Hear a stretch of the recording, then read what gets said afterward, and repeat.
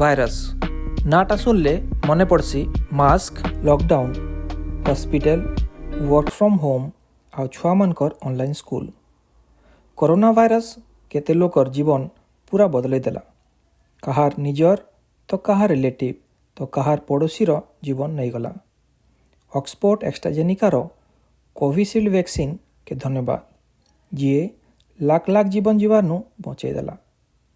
ପଛେ ପଛେ ଆଉ ଅଲଗା ପ୍ରକାର ଭ୍ୟାକ୍ସିନ୍ ବି ଆସିଲା, କିନ୍ତୁ ଭାରତନେ ଅକ୍ସଫୋର୍ଡ ଏଷ୍ଟ୍ରାଜେନିକା ଭ୍ୟାକ୍ସିନ୍ଟା ବେଶୀ ପପୁଲାର ଥିଲା। କାହିଁ ଥିଲା କି ବେଶୀ ପପୁଲାର ଥିଲା ଆଉ ଦିନେ ଜାଣମା। ଏଷ୍ଟ୍ରାଜେନିକା ଭ୍ୟାକ୍ସିନ୍ଟା ଚିମ୍ପାଞ୍ଜିନୁ ଆସିଥିବା ଗୋଟେ ଭାଇରସ୍ନୁ ବନା ହେଇଛି।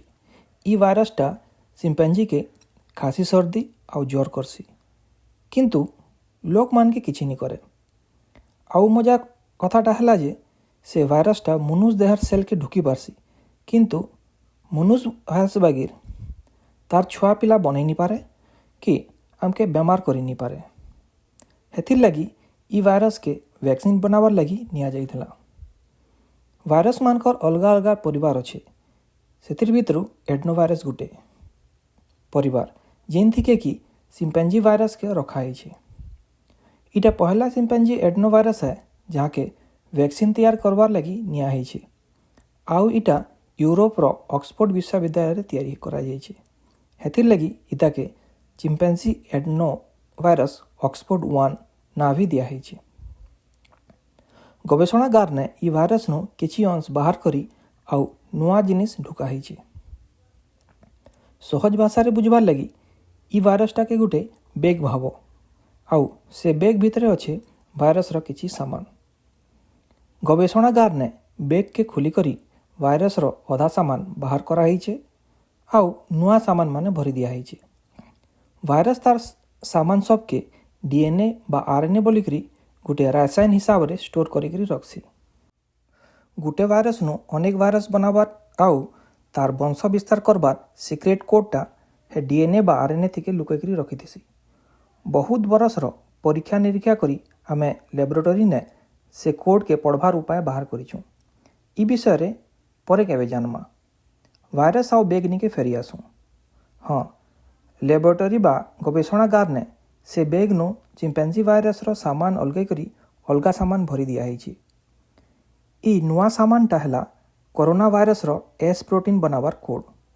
ଯଦି ତୁମର ମନେ ଥିବା କରୋନା ଭାଇରସ୍ ଉପରେ ଗୋଲ ଠପକ ଠପକ ମାନେ ଥିସି, ତାକେ S ପ୍ରୋଟିନ୍ ବା ସ୍ପାଇକ୍ ପ୍ରୋଟିନ୍ କହେସନ୍, ଯିଏ କରୋନା ଭାଇରସ୍କେ ଆମର ସେଲ୍ ଭିତରକେ ଢୁକବାର ଚାବି ବାଗିର କାମ କରସି। ଯେତେବେଲେ ତୁମେ ଭ୍ୟାକ୍ସିନ୍ ନେସ, ଚିମ୍ପାଞ୍ଜି ଏଡନୋ ଭାଇରସ୍ ତାର ବେଗ थिके କରୋନା ଭାଇରସ୍ର ସ୍ପାଇକ୍ ପ୍ରୋଟିନ୍ ବନାବାର କୋଡ୍ ନେଇକରି ଆଇସି ଆଉ ଆମର ଦେହ ଭିତରେ S ପ୍ରୋଟିନ୍ ବନାସି। S ପ୍ରୋଟିନ୍ ଦେଖିକରି ଆମର ବଡି ସେ ଭାଇରସ୍ ଆଟାକ୍ ହେବାର ସିଗ୍ନାଲଟା ଅନ୍ ହେଇଯିସି।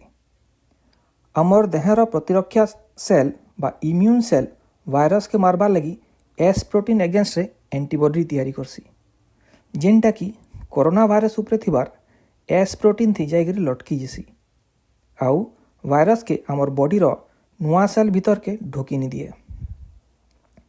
ଚୋରର ହାତ ଗୋଡ଼ ବାନ୍ଧିଦେଲେ ଯେନ୍ତା ସେ କାହିଁ ଯାଇ ନି ପାରେ ଆଉ ପୁଲିସ ଧରି କରି ଜେଲ୍ ତିକେ ଭରି ଦେସି, ଇ ଆଣ୍ଟିବଡି ଆଉ S ପ୍ରୋଟିନ୍ ଲଟକିବାରଟା ହେନ୍ତା କାମ କରସି।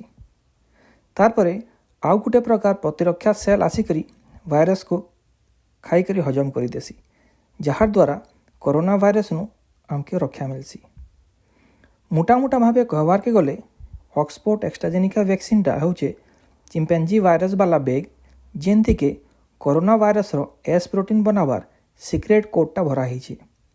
ଇ ଭ୍ୟାକ୍ସିନ୍ଟା ଆମର ବଡିକେ କରୋନା ଭାଇରସ୍ ସଙ୍ଗେ ଲଢ଼େଇ କରବାର ଲାଗି ଟ୍ରେନିଂ ଦେସି ଆଉ କରୋନା ଭାଇରସ୍ ଆଣ୍ଟିବଡି ଆଉ ଆଣ୍ଟିବଡି ତିଆରି କରବାର ଫ୍ୟାକ୍ଟ୍ରି ବନେଇ ଦେସି।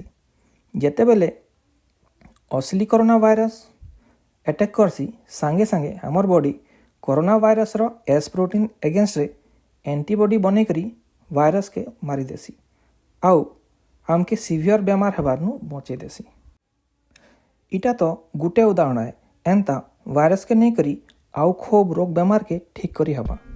ଏଥିର୍ଲାଗି ମୁଇଁ ଆଉ ମୋର୍ ଟିମ୍ ଆଉ ଅଲଗା ବୈଜ୍ଞାନିକ ମାନେ भाइरस के नहीं करी गवेषणा करूछन। ये एपिसोडटा केंता लागला कमेंट करबो आउ चैनल के सब्सक्राइब करी लाइक टे भी कर देबो। आउ किछि नया विषय रे जदी जानबार के चाहुचो हेले कमेंट सेक्शन थिके लेखि करी बताबो। जुहार, मुई तुमर बिग भाइरस हंटर।